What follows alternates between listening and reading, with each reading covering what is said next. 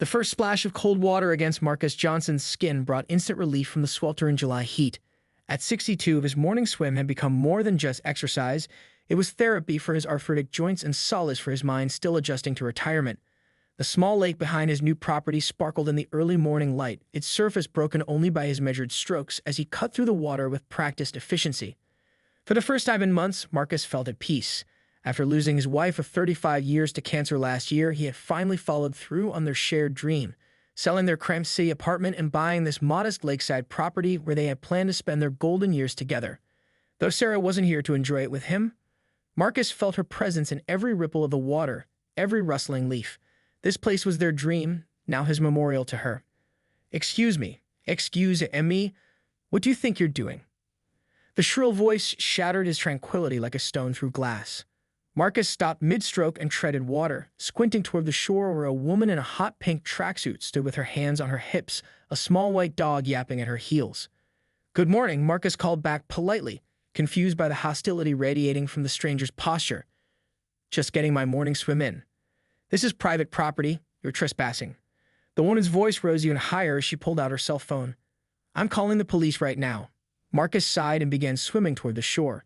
He'd met plenty of entitled people during his 40 years as a high school history teacher in Boston, but he hadn't expected to encounter one here in what was supposed to be his peaceful retirement sanctuary. "Ma'am, I believe there's been a misunderstanding," he said calmly as he reached the shallows, water streaming from his body. "I'm Marcus Johnson. I purchased this property last month." "Liar." The woman spat, her manicured finger already jabbing at her phone screen. "I'm the Iffwood president, and I know for a fact that the Hendersons own this property. They would never allow strangers to swim in our community lake." Marcus felt his patience wearing thin but maintained his composure. "The Hendersons sold this property to me.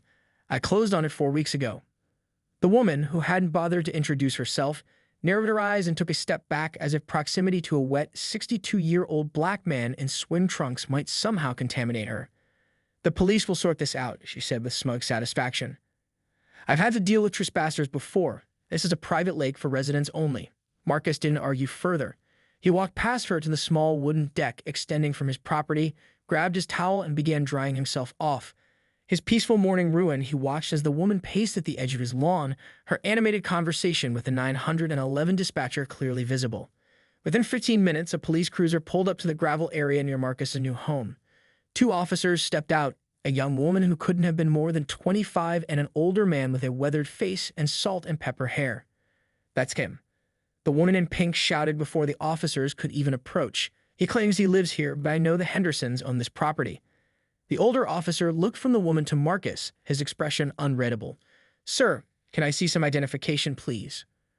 Marcus nodded, maintaining the calm demeanor he perfected during decades of breaking up teenage conflicts. "My wallet's inside. Would you like to come in while I get it? I can also show you the deed to the property." The female officer nodded, and Marcus led them toward his modest cabin, all too aware of the pink-clad woman following closely behind, her self-righteous indignation practically radiating heat.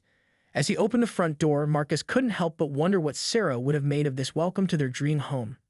What he didn't know yet was that this confrontation would change everything, not just for him, but for the entire lake community that the woman in pink had appointed herself to protect. Inside Marcus's cabin, framed photographs of his life with Sarah lined the partially unpacked bookshelves. The officers glanced around the modest living area scattered with moving boxes while Marcus retrieved a leather portfolio from his home office. "Here's my driver's license," he said, handing his ID to the older officer. "And this is the deed to the property along with the closing documents from last month." He spread the papers out on his coffee table. The woman in pink, who had barged in uninvited behind the officers, craned her neck to see. "Let me see that," she demanded, reaching for the papers. "Ma'am, please step back," the female officer said firmly. "We'll handle this." The older officer examined the documents carefully, then looked up at Marcus. "Everything appears to be in order, Mr. Johnson. This deed clearly shows you purchased this property from the Hendersons 4 weeks ago." He turned toward the woman. "Ms. Diane Whitfield," she supplied, still looking suspicious. "I'm the president of the Lakeview Shores Homeowners Association. Ms. Whitfield, Mr. Johnson is the legal owner of this property. He has every right to be here and to use the lake." Color rose in Diane's cheeks, but instead of apologizing, she doubled down. The Hendersons never informed the HOA they were selling, and even if he did buy the property, he hasn't been approved by the board. All new residents must be vetted and approved before moving in.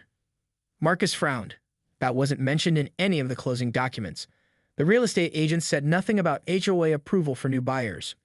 It's in the covenant, Diane insisted, her voice rising. And furthermore, there are rules about the lake usage. Swimming is only permitted between 10 a.m. and 6 p.m., and certainly not without proper swimming attire. The female officer glanced at Marcus's perfectly appropriate swim trunks with confusion. Ms. Whitfield, the older officer, interjected, property ownership disputes and HOA regulations are civil matters, not criminal ones. Mr. Johnson has provided documentation proving his ownership. If you got concerns about HOA procedures, you'll need to address those through proper channels, not through emergency services. Diane huffed indignantly. Well, he still needs to complete the proper paperwork and pay the initiation fee, and he needs to attend the next HOA meeting to be formally introduced. Marcus finally felt his patience snap.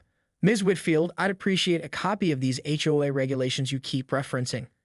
In the meantime, I'd like to remind you that you're currently trespassing on my property. The officers exchanged a quick glance, and the female officer suppressed a smile. I am not trespassing. I'm conducting official HOA business, Diane protested. Without prior notification or invitation, Marcus replied calmly. I'm a retired educator, Ms. Whitfield. I spent 40 years teaching history and civics to teenagers. I understand property law quite well. The older officer cleared his throat. Mr. Johnson is correct, Ms. Whitfield. Unless you have business authorized by him, you should leave his property now. Diane's mouth opened and closed like a fish out of water. This is outrageous. The board will hear about this. As the officers escorted an increasingly flustered Diane off his property, Marcus noticed something unusual on the final page of his deed, something he hadn't paid attention to during the closing. He leaned closer, adjusting his reading glasses. That evening, Marcus sat on his deck watching the sunset paint the lake in shades of orange and pink. The confrontation had left him exhausted, but as he sipped his tea, he found himself thinking about the discovery he'd made in the deed's fine print. His cell phone rang, displaying his daughter's number. Hey, Amara, he answered, smiling at the sound of his daughter's voice. Dad, how's the new place? Mom would have loved it, wouldn't she? She would, Marcus agreed, his throat tightening slightly. Though the neighbors are interesting. As he recounted the morning's events to his daughter, she grew increasingly outraged. That's racial profiling, Dad. You should file a complaint. I'm handling it, Marcus assured her. Actually, I discovered something fascinating in the property documents. What is it? Amara asked. Before Marcus could answer, the sound of tires on gravel announced another visitor. A sleek black SUV pulled up, and an elegantly dressed older gentleman stepped out. Dad, what's going on? Amara asked, hearing the pause. I'll call you back, sweetheart, Marcus said, ending the call as he walked down to greet his visitor. The man approached with an apologetic smile. Mr. Johnson, I'm Richard Henderson. I understand you had some trouble with Diane Whitfield today. Marcus raised an eyebrow. News travels fast. Henderson nodded grimly. Unfortunately, Diane has made quite a reputation for herself. That's partly why we sold, though we never expected she'd harass our buyer on his first week here. He extended his hand.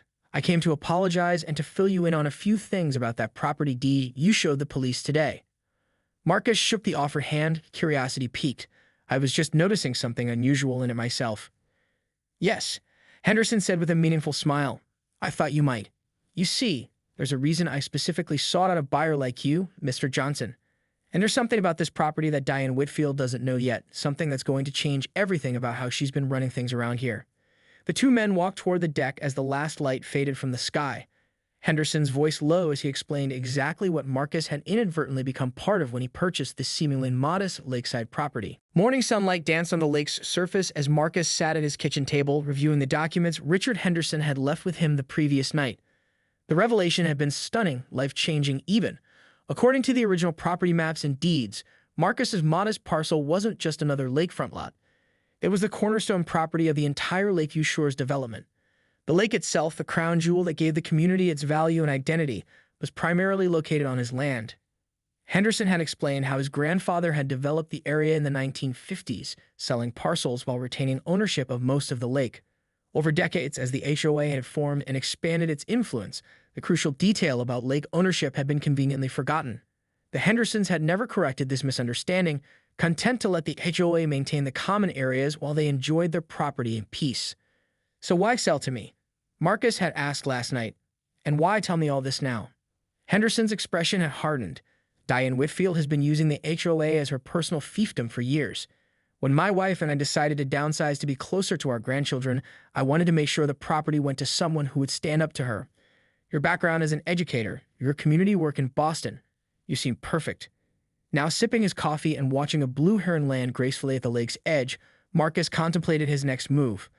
According to Henderson, he owned not just his parcel, but approximately 70% of the lake's surface area.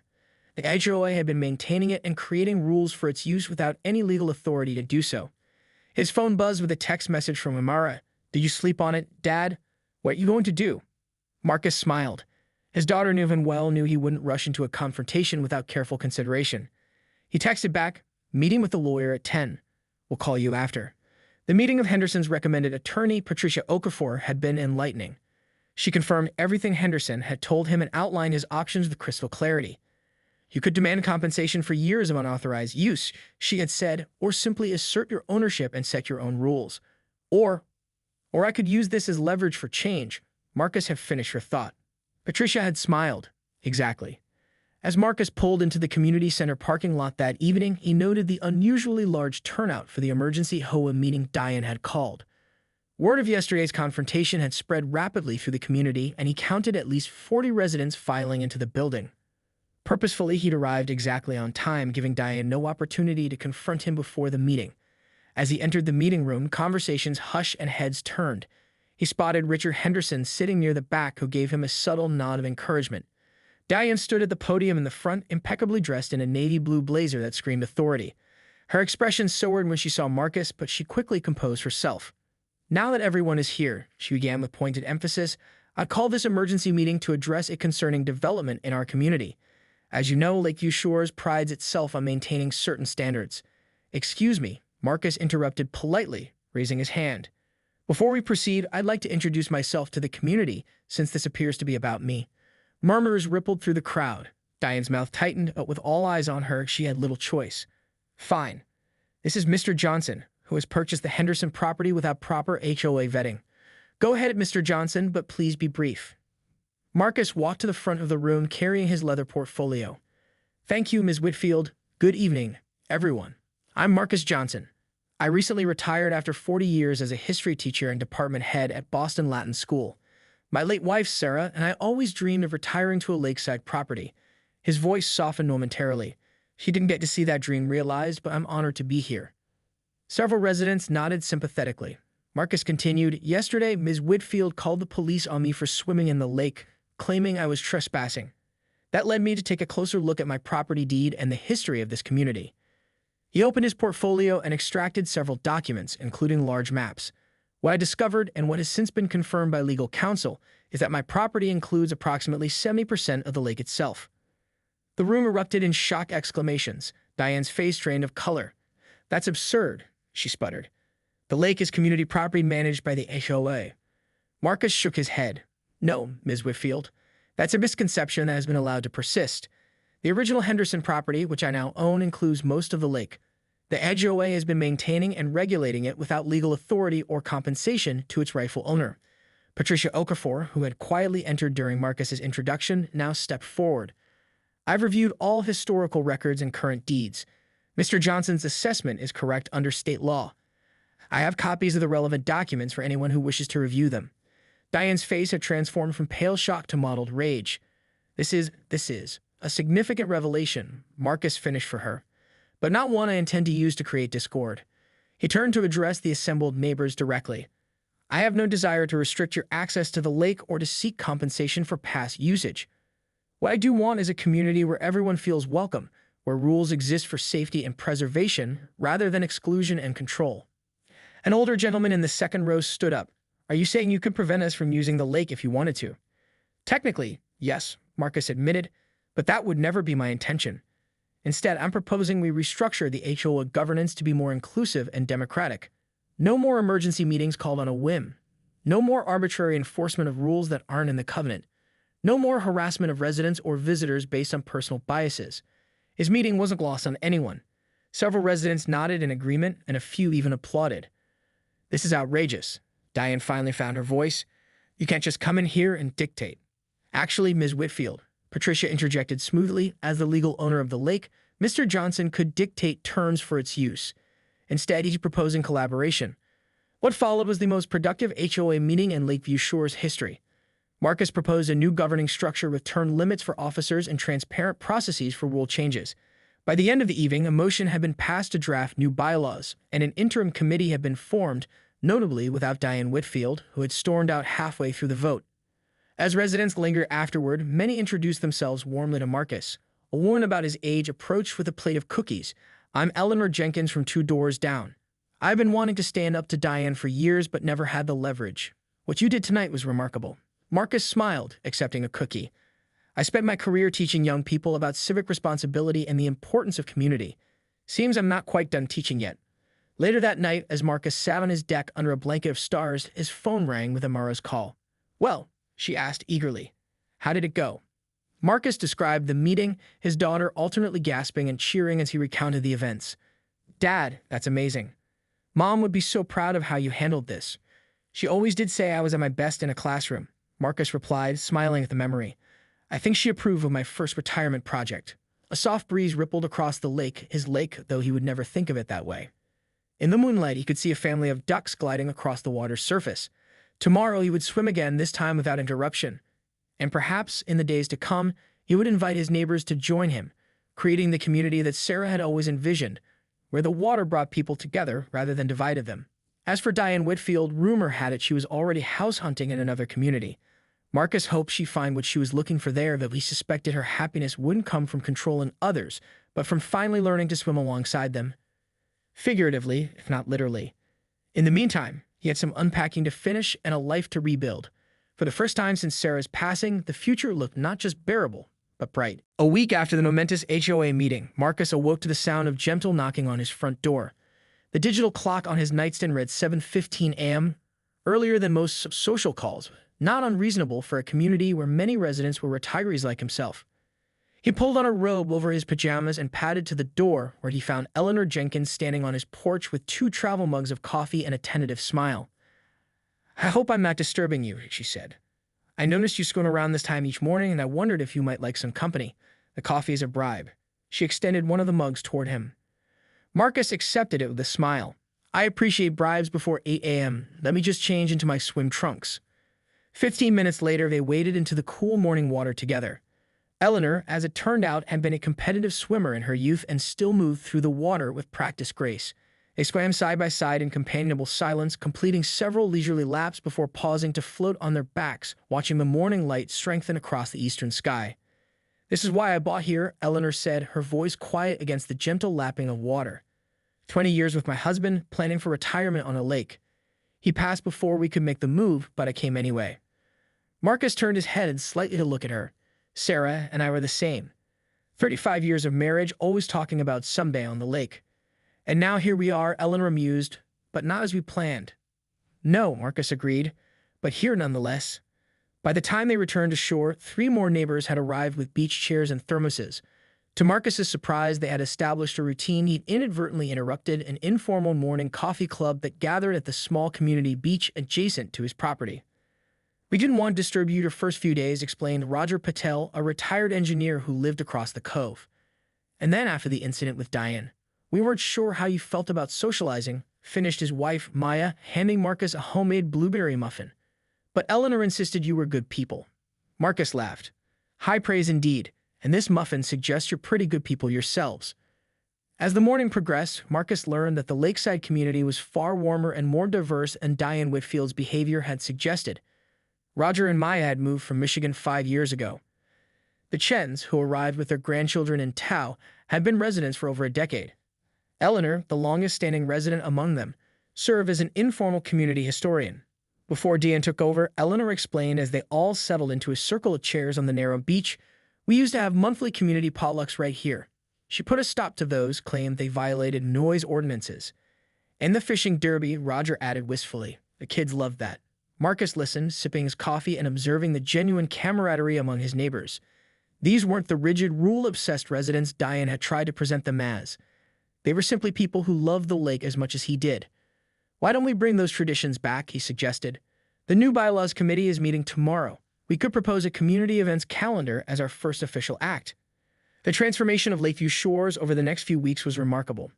With Diane Whitfield's iron grip loosened, She had indeed listed her house for sale and was conspicuously absent from community functions. Residents emerged from their homes with increasing enthusiasm. The bylaws committee, on which Marcus had reluctantly agreed to serve, drafted new rules focused on preservation and community rather than restriction and exclusion. Marcus' property became a natural gathering place. His wide stretch of shoreline, previously guarded jealously by the Hendersons and then by Diane's arbitrary rules, now hosted weekend picnics and impromptu swimming lessons for the community's children. "You're revitalizing this place," Patricia Okafor remarked one Saturday afternoon, watching from Marcus's deck as neighbors set up for the first official community barbecue in years.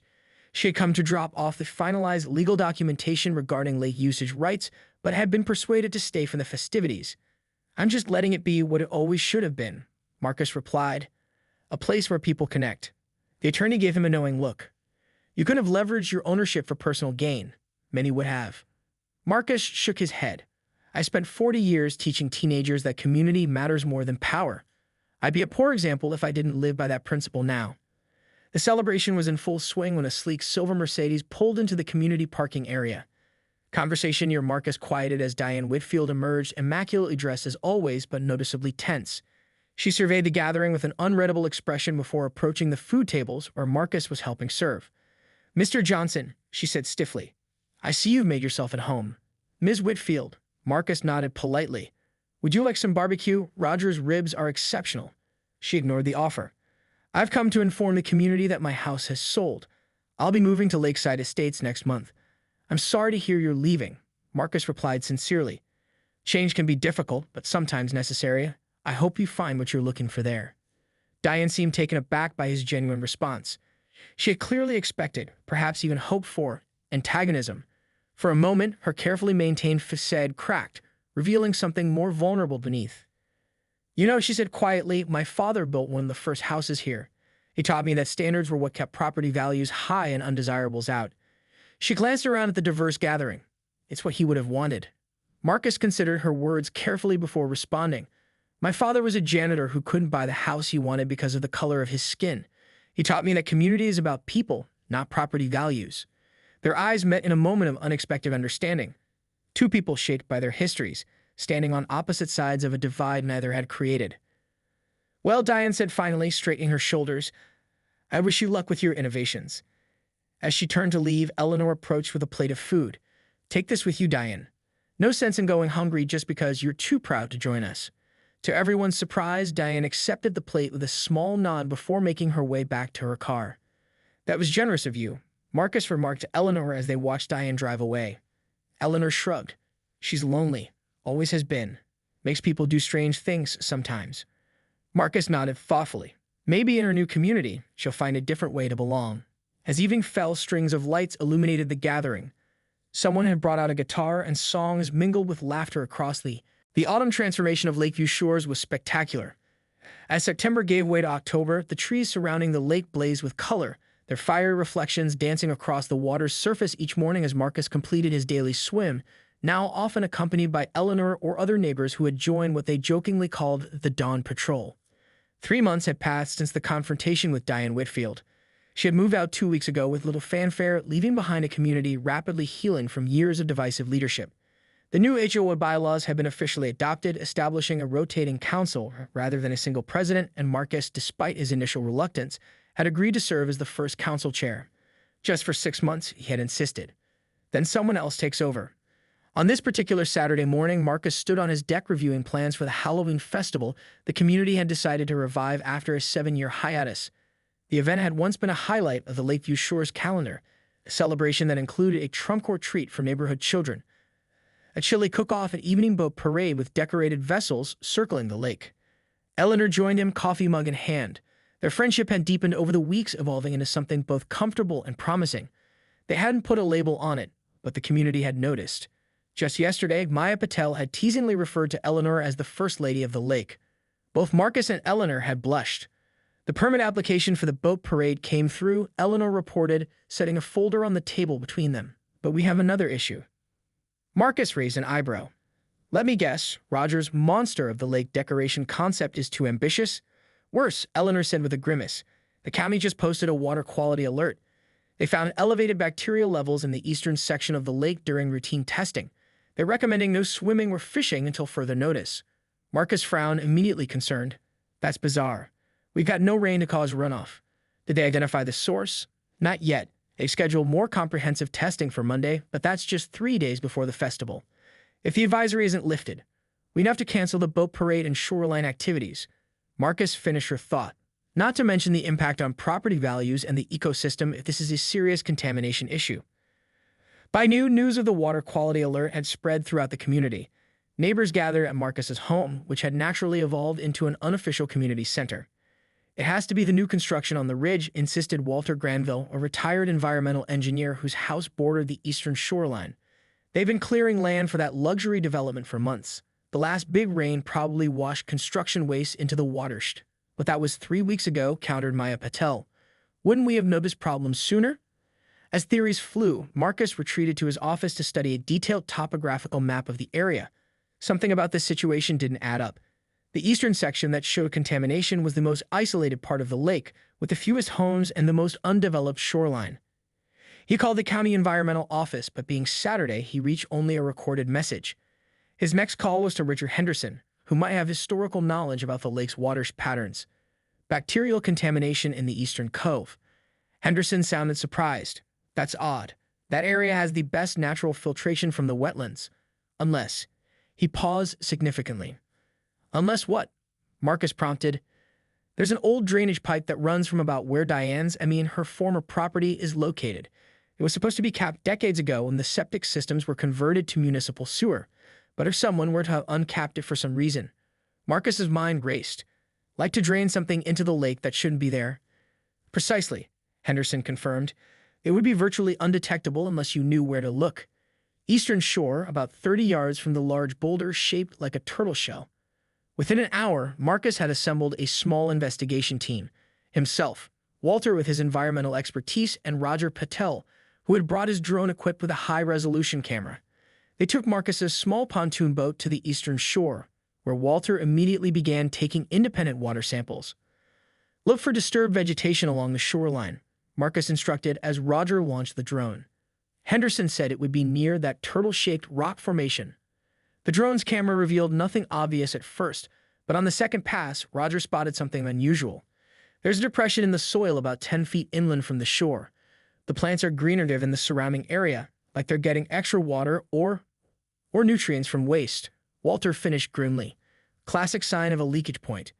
They maneuvered the boat closer and Marcus and Walter waded to shore. After pushing through dense underbrush, they found exactly what Henderson had described. An old metal pipe, its cap recently removed and lying half-hidden in the weeds. This is deliberate, Walter said, examining the pipe. Someone uncapped this within the last few weeks. See how the threads are clean. There's no long-term corrosion or debris buildup. Marcus took photos while Walter collected additional samples directly from the pipe's small but steady trickle. The question is, Marcus said as they returned to the boat, who would do this and why? The answer began to take shape later that afternoon when Walter's preliminary tests confirmed their suspicions. It's definitely septic waste, he announced to the group that had reassembled at Marcus's home. And based on the bacterial profile, I'd say it's relatively fresh. Eleanor, who had been making calls to county officials, suddenly looked up from her phone. The real estate listing for Diane's house was just updated yesterday. Sale pending changed to close with a final price almost 15% above asking.